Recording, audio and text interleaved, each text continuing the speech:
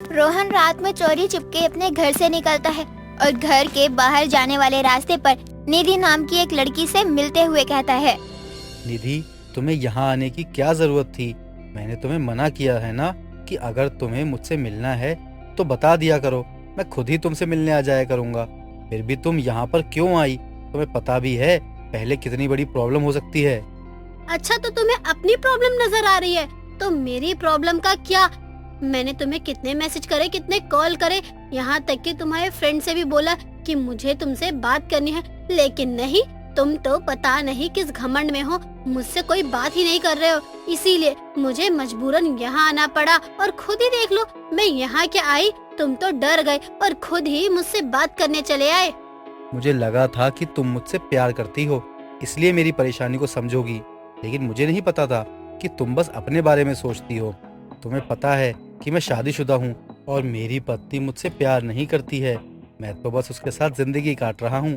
सिर्फ अपनी माँ की वजह से उसके साथ मुझे रहना पड़ रहा है, वरना तो मैं उसे कब का छोड़ देता।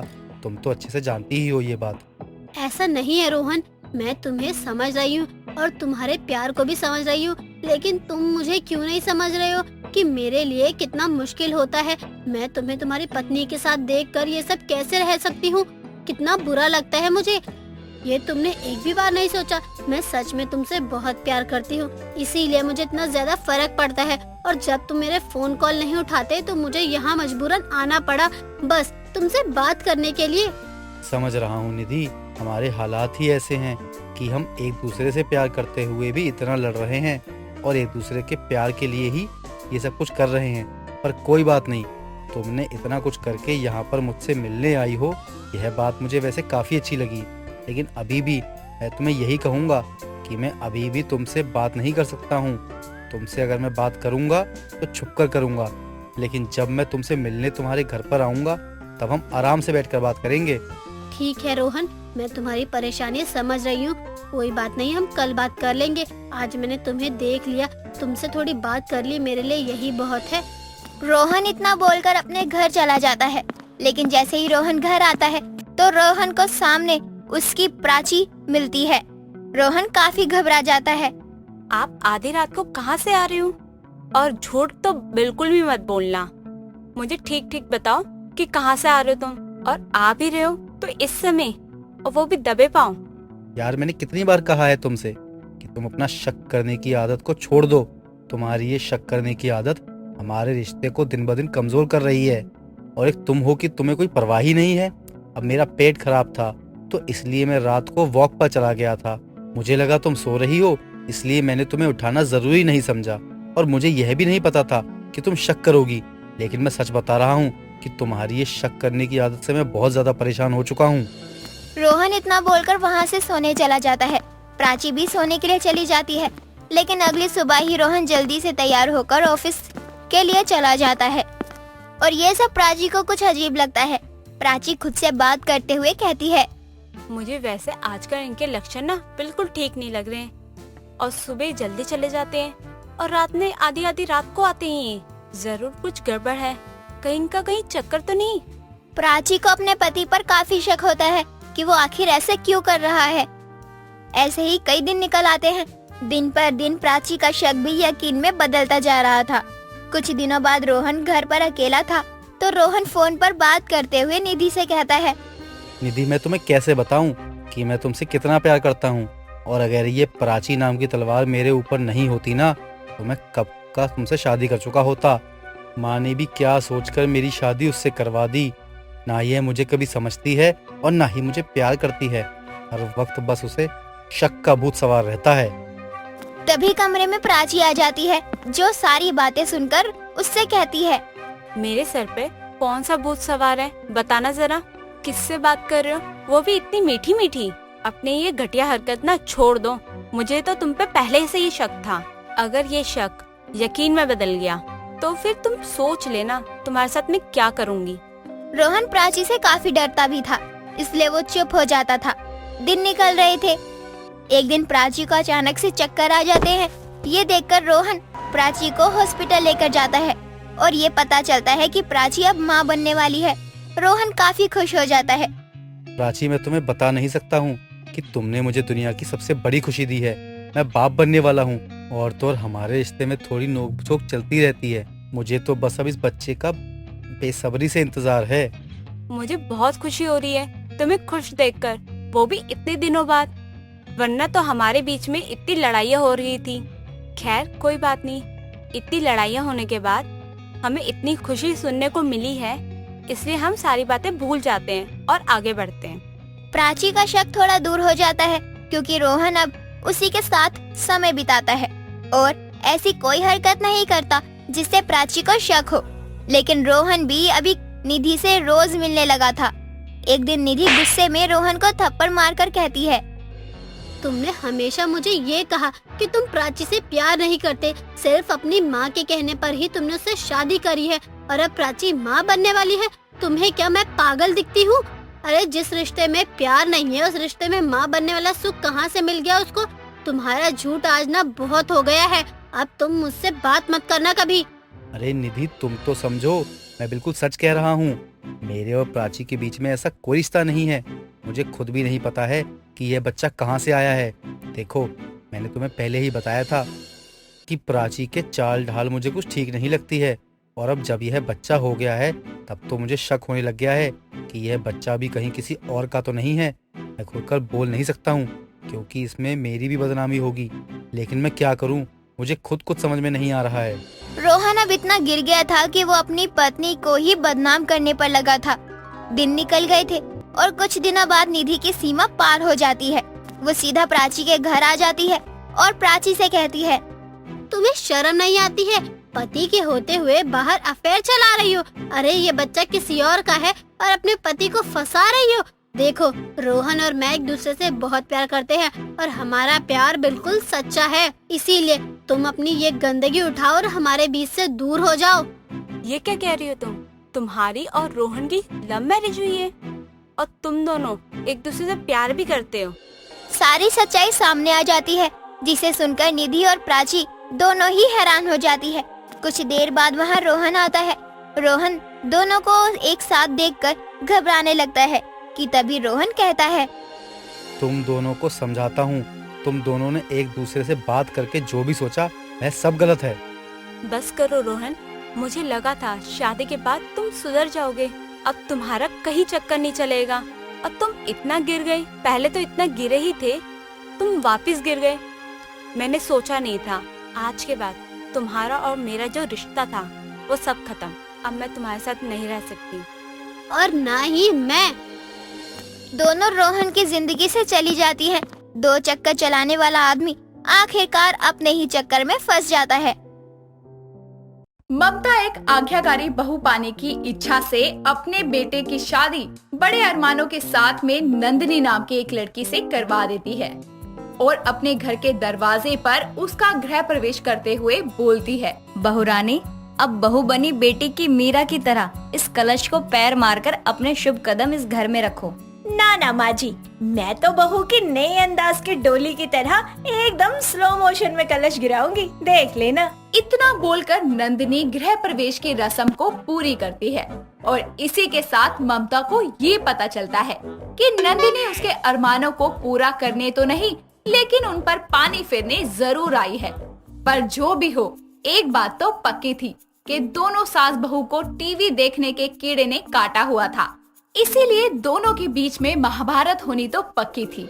ऐसे ही एक दिन जब ममता हॉल में बैठी टीवी देख रही थी, तभी किचन से नंदिनी भागती हुई आती है और रिमोट लेकर चैनल बदलकर बोलती है, ओफो, ये घर के काम के चक्कर में ना मेरा शो मिस हो जाता है हमेशा। अरे संस्कार नाम की चीज है भी या नहीं, या उन्हें भी तमीज की तरह रास्ते में पटक कर आई है? माँ जी, आपके संस्कारों की पोटली खत्म हो गई है क्या? जब देखो मेरे संस्कारों पर नजर गड़ाए रखती हो। अरे अचार डालोगी क्या उनका? अरे अगर संस्कार होते ना तो यूँ सास के सामने से रिमोट लेकर बिना पूछे चैनल चेंज ना कर देती तू। क्या माँ जी, आप हर बात में बीच में संस्कारों को क्यों ले आती हैं? मेरा बस चले ना तो इसे यहीं घसीट दूं। अरे तो क्या करूं, तेरे कर्म ही ऐसे होते हैं। ला मुझे रिमोट दे दे, मेरा नाटक का टाइम हो गया है। अरे माँ जी, ऐसे कैसे? अभी मुझे अपना डांस शो देखना है, उसके बाद देख लेना आप। अच्छा तो तू ऐसे नहीं देगी रिमोट? तू सारा काम करके आई है ना टीवी देखने। हाँ हाँ बिल्कुल माँ जी, बस रोटी पकानी रह गई है। इतने में नंदिनी का पति अशोक घर वापस आता है और बोलता है, नंदिनी यार, एक गिलास पानी ला दो, बहुत प्यास लग रही है। एक गिलास क्या, पूरा का पूरा कुआं ला देती हूँ, जन्मों की प्यास बुझा लेना। इनको भी अभी टपकना होता है, आज फिर से मेरा शो मिस हो जाएगा। इतना कहकर वो किचन की तरफ चली जाती है और अशोक अपनी माँ से पूछता है, अरे माँ, आज नंदिनी का पारा इतना गर्म क्यों हो रखा है? ऐसा भी क्या हो गया? होना क्या था बेटा, खिसियानी बिल्ली खम्बा नोचे, और क्या। इतना कहकर ममता टीवी देखने लग जाती है। ऐसे ही कुछ दिन बीतते हैं और सास बहू में टीवी देखने को लेकर आए दिन नए नए तरीकों से कहासुनी होती रहती है। ऐसे ही एक दिन नंदिनी हॉल में बैठकर बड़े मजे से टीवी देख रही थी। तभी उसकी सास दूर से उसे देख लेती है और खुद से बोलती है, ये बहू भी ना, जब भी मुझे टीवी में कुछ देखना होता है तभी टीवी के सामने गोंद की तरह चिपक कर बैठ जाती है। इसको हटाने के लिए कुछ तो करना ही पड़ेगा। इतना बोलकर वो कमरे में बैठे अशोक के पास जाती है और बोलती है, अरे बेटा, तू यहाँ अकेला बैठा बैठा बोर हो रहा होगा ना, तो एक काम कर, आज तेरी छुट्टी है तो बहू को कहीं बाहर ले जा घुमाने के लिए, थोड़ा सैर सपाटा भी हो जाएगा दोनों का। माँ, इतनी गर्मी में कहाँ जाएंगे हम लोग? और आपको तो पता है ना नंदिनी का धूप उसके बर्दाश्त के बाहर है। अरे तू एक बार बुलाकर उससे पूछ तो ले, अपनी मन की कहे जा रहा है, उसकी राय भी तो ले ले। ठीक है, आप कह रही हैं तो पूछ लेता हूँ। जिसके बाद ममता वहाँ से चली जाती है और अशोक नंदिनी को बुलाकर कहता है, नंदिनी, ओ नंदिनी। अरे क्या है, क्या नंदनी नंदनी लगा रखा है, क्या हो गया? अरे नंदिनी नंदिनी नहीं कहूँगा तो क्या गंदगी गंदगी बुलाऊं तुम्हें? तुम जब देखो गुस्से में ही रहती हो। आगे बोलोगे भी, क्या काम है या मुझे और गुस्सा दिलाने का इरादा है? वही तो बोल रहा हूँ कि आज हम दोनों कहीं बाहर घूम कर आते हैं, इसी बहाने हमें थोड़ा क्वालिटी टाइम भी मिल जाएगा। क्या कहती हो? तुम पागल वागल हो क्या? अरे जब दिमाग का इस्तेमाल नहीं करना है तो उसे बेच के चूरन खा लो। अरे इतनी धूप में मैं बगल की दुकान पर ना जाऊं, तुम घूमने जाने की बात कर रहे हो। इतना कहकर वो वापस हॉल में जाती है जहाँ उसकी सास बड़े आराम से टीवी देख रही होती है। जिसके बाद वो खुद से बोलती है, थोड़ी देर भी टीवी को अकेला नहीं छोड़ सकती, वरना माँ जी आकर उस पर कब्जा कर लेंगी। जरूर उन्होंने मुझे यहाँ से हटाने के लिए ही कहा होगा, वरना उनको तो पता है कि मैं धूप में कहीं नहीं जाती। ऐसे ही दिन बीतते जाते हैं और एक बार दोपहर के समय दोनों सास बहू एक ही टाइम पर हॉल में आकर एक साथ रिमोट को पकड़ लेती है। जिसके बाद दोनों रिमोट को छीनते हुए लड़ती हैं और नंदिनी बोलती है, देखिए माँ जी, मैंने अपना सारा काम खत्म कर लिया है और सुबह से ना मैं अब टीवी देखने आई हूँ, तो शराफत से रिमोट मेरे हवाले कर दो। अरे ऐसे कैसे दे दूं तुझे टीवी? तेरे दहेज में नहीं आया है, समझी? जो अपनी मर्जी से टुकुर टुकुर देखती रहती है टीवी। मेरे दहेज में चाहे ना आया हो, पर मेरे पति का तो है, तो देखूंगी तो मैं सही। अरे वो तेरा पति है ना, तो मेरा बेटा भी है। और देख बहू, जिद ना कर, रिमोट पहले मैंने पकड़ा है और तेरे चक्कर में कहीं मेरा बहू बनी डायन ये नाटक निकल गया ना तो देखियो। हाँ हाँ, नाटक भी तो आप अपनी सोच की तरह ही देखती हो, तभी तो मैं कहूँ कि आप इतने ड्रामेबाज की होती जा रही हो। माँ जी, मैं कह रही हूँ रिमोट दे दीजिए मुझे, वरना इस उम्र में कुछ टूट फूट गया ना तो जुड़ेगा भी नहीं। इतने में वहाँ अशोक आता है और दोनों को ऐसे टीवी देखने के पीछे लड़ता देखकर बोलता है, अरे अरे, अब क्या हो गया जो आप दोनों ऐसे खींचातानी कर रहे हो? अरे खींच खींच कर इस बेचारे रिमोट की जान निकालनी है क्या? लाओ मुझे दो ये। इतना बोलकर वो दोनों से रिमोट लेकर अपने पास रख लेता है और बोलता है, बस करो आप दोनों, जब देखो टीवी के पीछे ऐसे लड़ने लगती हो जैसे रोटी के पीछे दो बिल्लियाँ। इस घर में आपके अलावा मैं भी रहता हूँ, इसलिए आज जो मैं देखूंगा वही आप दोनों को भी देखना होगा। जिसके बाद में अशोक टीवी को ऑन करके न्यूज देखने लगता है और दोनों सास बहू को भी मुंह बनाकर वही देखना पड़ता है। जिसके बाद दोनों मन में सोचते हुए बोलती हैं, बस अब बहुत हो गया, मैं एक और दिन अपना रियलिटी शो मिस नहीं कर सकती। अब तो इस घर में मेरा अपना टीवी आकर ही रहेगा, चाहे कुछ भी हो। इस नास पीटी की वजह से आज मैं अपना नाटक नहीं देख पाई। अब तो मुझे दूसरा टीवी लेना ही पड़ेगा ताकि मैं सुकून से अपना नाटक देख सकूं। दोनों ने ही नया टीवी लेने का मन बना लिया था, जिसके लिए दोनों ही अशोक से घर में दूसरे टीवी लाने को कहती हैं। और अगले ही दिन अशोक एक नया टीवी लेकर आता है, जिसे देखकर नंदिनी बोलती है, आखिर आपने मेरी बात मान ली। अब तो मैं इस टीवी को अपने कमरे में लगवाऊंगी और आराम से अपनी पसंद का शो देखूंगी। ओ महारानी, ज्यादा सपने मत देख, समझी? ये मेरा बेटा अपनी माँ के लिए लेकर आया है ना अशोक? अब प्लीज आप दोनों इस बात पर भी मत लड़ना शुरू हो जाना। और टीवी देखने से मतलब है ना माँ, तो क्या फर्क पड़ता है टीवी नया हो या पुराना। इतना कहकर वो टीवी को अपने कमरे में लगा देता है और अब ममता हॉल में और नंदिनी कमरे में बैठकर आराम से टीवी देखा करती। कुछ दिन ऐसे ही बीत जाते हैं। दोनों में कोई लड़ाई नहीं होती। एक दिन दोनों अपने मन में बोलती हैं। जब से बहू से लड़ना बंद किया है तब से टीवी देखने में कोई मजा ही नहीं आ रहा। अब तो बहू बनी डायन, ऐसे नाटक भी बोरिंग से लग रहे हैं। जब से नया टीवी आया है तब से मेरा टीवी देखने का मन ही नहीं करता। फालतू में खर्चा करवा लिया। जिसके बाद में नंदिनी अपने कमरे से उठकर हॉल में जाती है और ममता के पास बैठकर टीवी देखने लगती है और उससे बोलती है, वो माँ जी, मेरा टीवी ना अचानक चलते चलते बंद हो गया, तो क्या मैं आपके साथ बैठ के टीवी देख सकती हूँ? हाँ हाँ, क्यों नहीं, चल साथ में बैठकर तेरा वो डांस वाला शो भी देखेंगे। सच में माँ जी? अभी लगाती हूँ। जिसके थोड़ी देर बाद ममता बोलती है, बहू मैं कह रही हूँ ना कि यही जीतने वाला है। मैंने देखा है नाटक में हमेशा कोई ना कोई ट्विस्ट आ ही जाता है, तू देखना। माँ जी, ये आपका ओवर एक्टिंग वाला नाटक नहीं बल्कि रियलिटी शो है। देखना, वो दूसरे वाला ही जीतेगा। अरे मुझे तुझसे ज्यादा अनुभव है, देखती रह तू। अरे रहने दो आप, आपसे तो बहस करना ही बेकार है। फिर से उन दोनों को लड़ता देखकर अशोक बोलता है, ये सास बहू और इनका टीवी, भगवान ही बचाए इनसे तो। हिमानी एक आत्मनिर्भर औरत थी, लेकिन साथ ही हिमानी थोड़ी लालची थी। एक दिन हिमानी अपने घर में पानी पूरी बना रही होती है, तभी हिमानी की बेटी महक आती है। माँ, आप पानी पूरी बना रही हो, मुझे भी दो ना। दूर हट, अभी मुझे पानी पूरी बेचने भी जाना है, वहाँ से बच जाए तो खा लियो। माँ, आप हमेशा यही कहती हो और फिर बचने के बाद भी पानी पूरी नहीं देती हो। हाँ तो बेटा समझो ना, हम अमीर तो है नहीं कि अपने पसंद का कुछ भी खा ले या बना ले। हमारे हाथ में इतने पैसे कहाँ टिकते हैं, तभी तो मैं बचा बचा कर चलती हूँ ना। माँ, आप हमेशा ही यही कहती रहती हो, लेकिन मेरा भी कितना मन करता है पानी पूरी खाने का। तेरे बाबा के जाने के बाद सब कुछ मैं ही कर रही हूँ। इतनी मुश्किल हो गई है उनके जाने के बाद ये सब संभालना, मुझे तो समझ में नहीं आता कभी कभी।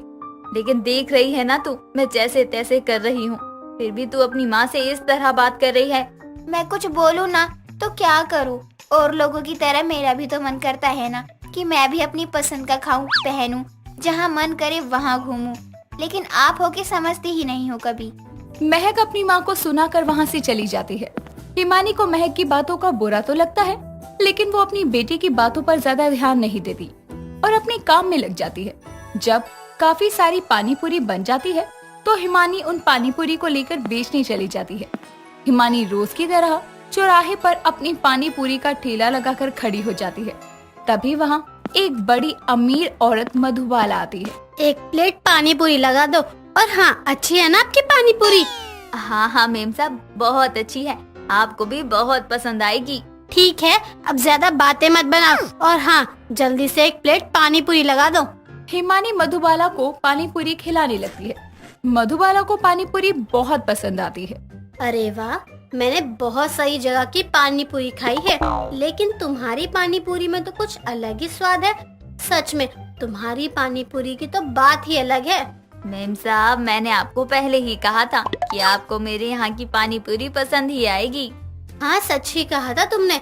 मुझे पानी पूरी बहुत पसंद है, लेकिन जैसा पानी पूरी मुझे पसंद है वैसी तो मुझे कहीं मिलती ही नहीं। लेकिन तुम्हारी पानी पूरी ठीक वैसे ही है जैसा स्वाद मुझे पसंद है। मजा आ गया खाकर। धन्यवाद मेम साहब, मुझे अच्छा लगा कि आपको मेरे यहाँ की पानी पूरी पसंद आई। अच्छा, पैसे कितने हुए तुम्हारे? 10 रुपए हो गए आपके। ये लो। मेम साहब, आपके पास छुट्टे नहीं है क्या? वो क्या है ना, मेरे पास पैसे नहीं हैं। अरे नहीं नहीं, कोई जरूरत नहीं है बाकी के पैसे देने की।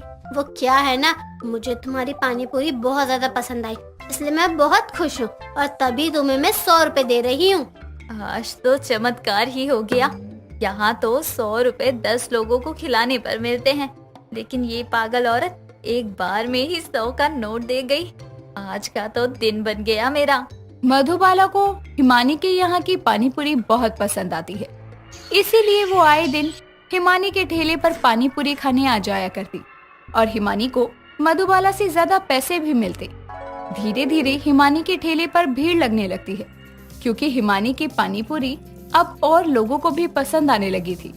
लोग बड़े ही चाव से हिमानी की पानी पूरी खाया करते। एक दिन हिमानी के ठेले पर एक लड़का अभय और एक लड़की काजल आते हैं। अभय, मैं तुम्हें इनकी ही पानी पूरी के बारे में बताती थी। ये बहुत ही अच्छी पानी पूरी बनाती है, तुम्हें भी बहुत पसंद आएगी। अच्छा चलो देखे तो सही, जिसकी तुम इतनी तारीफ करती हो, आखिर उसकी पानी पूरी में ऐसा भी क्या जादू है। आंटी आप 2 प्लेट पानी पूरी लगा दो। जी अभी लगाती हूँ। हिमानी उन दोनों को पानी पूरी खिलाने लगती है। अरे वाह काजल, तुम तो बिल्कुल सही कह रही थी, इनकी पानी पूरी वाकई बहुत अच्छी है। मैं तो तुम्हें बोल ही रही थी, लेकिन तुम्हें तो मेरी बातों पर विश्वास कहाँ होता है। लेकिन अब तो पक्का यकीन हो गया। अरे आंटी आप एक काम करो, 50 की ना पानी पूरी पैक कर दो। 50 की पैक करवा रहे हो, लेकिन इतनी सारी पानी पूरी क्यों पैक करवा रहे हो? यहीं खा लो ना। अरे मैं तो यही खाऊंगा, वो भी जी भर के। लेकिन अब सोच रहा हूँ थोड़ा घर के लिए भी पैक करवा लेता हूँ, और घर तक तो मेरा और भी मन हो जाएगा खाने का, तो थोड़ा बहुत मैं भी खा लूंगा। अच्छा चलो ठीक है। आंटी कितने पैसे हो गए? जी आपके 150 रुपए हो गए। 150 रुपए? लेकिन आंटी हमने तो इतनी पानी पूरी खाई भी नहीं है, और मेरे दोस्त ने तो बस 50 की ही खाई है, फिर 150 कैसे हो गए? मेरा तो कोई पहले का उधार भी नहीं है। मैडम जी वो क्या है ना, महंगाई थोड़ी बढ़ गई है, और इस जगह पर खड़े होने के लिए भी किराया देना पड़ता है। अब किसी के घर के आगे मैं पानी पूरी बेचूंगी तो किराया लगेगा ही ना। वो सब तो ठीक है, लेकिन आप हमसे कुछ ज्यादा ही पैसे नहीं मांग रही हो? 150 रुपए बहुत ज्यादा होते हैं। आप बड़े लोगों के लिए कहाँ ज्यादा कम होता है कुछ। और साहब आप बड़ी दुकानों में तो बिना सोचे समझे पैसे देते हो, लेकिन यहाँ मेरी मेहनत के लिए आपको ये ज्यादा लग रहा है। अरे लेकिन ज्यादा है तो। रहने दो अभय, पानी पूरी क्या बिकने लग गई है, भाव भी बढ़ गए इनके। ये लो आपके पैसे, चलो अभय यहाँ से। इतना कहकर वो दोनों वहाँ से चले जाते हैं। जैसे जैसे हिमानी की पानी पूरी का काम अच्छा चल रहा था, वैसे वैसे उसमें एक घमंड आता जा रहा था, और वो अपनी पानी पूरी के दाम बढ़ा रही थी। पानी पूरी की गिनती कम करती जा रही थी। एक दिन हिमानी खारे पानी से ही पानी पूरी का पानी तैयार कर रही थी, और यही हिमानी की बेटी महक देख लेती है। माँ आपका ध्यान कहाँ है? आप पानी पूरी के पानी में खारा पानी डाल रही हो। इसे तो पानी पूरी का पानी बेस्वाद बनेगा। थोड़ा ध्यान से करो ना माँ। तुम मुझे मत सिखा कि मैं क्या कर रही हूँ, मुझे अच्छे से पता है। अरे पानी पूरी का पानी बनाने के लिए मुझे खरीद के अलग से पानी लाना पड़ता है, वो बहुत महंगा पड़ जाता है, तो इससे तो अच्छा यही है। माँ ये क्या कह रही हो? आपके हाथों की पानी पूरी कितनी पसंद है लोगों को, फेमस है आपकी हाथ की पानी पूरी। और आप ऐसे बेईमानी मत करो अपने काम में, लोगों को अच्छा नहीं लगेगा ये बिल्कुल भी। लोगों की जीभ को मेरे हाथों की पानी पूरी का स्वाद लग चुका है, इसलिए उन्हें अब कैसा भी खिला दो समझ नहीं आएगा, और ऐसा करने से हमारा ही फायदा होगा। लेकिन माँ ये आप सही नहीं कर रही हो बिल्कुल भी। तेरी माँ हूँ मैं, तुझसे ज्यादा तजुर्बा है मुझे, तू मुझे मत सिखा। मैं जो भी कर रही हूँ वो ठीक कर रही हूँ। हिमानी अपनी बेटी को डांट कर वहाँ से भगा देती है। हिमानी का लालच इतना बढ़ता जा रहा था कि अब उसकी आंखों पर लालच की पट्टी बन चुकी थी, और वो पानी पूरी के स्वाद में भी बदलाव करने लगी थी। खारे पानी से पानी पूरी बनाकर बेचने के लिए वो निकल जाती है। हिमानी पानी पूरी बेचने के लिए वहीं खड़ी होती है, और बहुत ज्यादा दाम और कम पानी पूरी होने की वजह से पहले से ही ज्यादा अब वहाँ कोई नहीं आ रहा था। लेकिन कुछ देर बाद मधुबाला फिर से आती है। अरे हिमानी जरा एक प्लेट मस्त तीखी पानी पूरी लगा दो। रुकिए मैडम, मैं अभी आपके लिए पानी पूरी लगाती हूँ। हिमानी मधुबाला को पानी पूरी खिलाने लगती है। जैसे ही मधुबाला पहली पानी पूरी खाती है तो उसे वो पानी पूरी बहुत ही खराब लगती है, और वो पानी पूरी वहीं फेंकती है। छी, ये क्या है? इतनी गंदी पानी पूरी। नहीं मैडम जी, मैंने तो वैसी ही बनाई है जैसे पहले बनाई थी। तुम झूठ मत बोलो, थोड़ा बहुत स्वाद बदलता तो पता चल जाता, लेकिन यहाँ तो पूरी पानी पूरी ही जैसे बदल गई।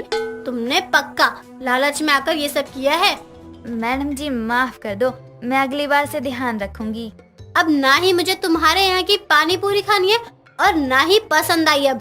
हिमानी मधुबाला के आगे अपनी गलती की माफी मांगती रही, लेकिन अच्छा खासा काम हिमानी की लालच की वजह से खराब हो जाता है।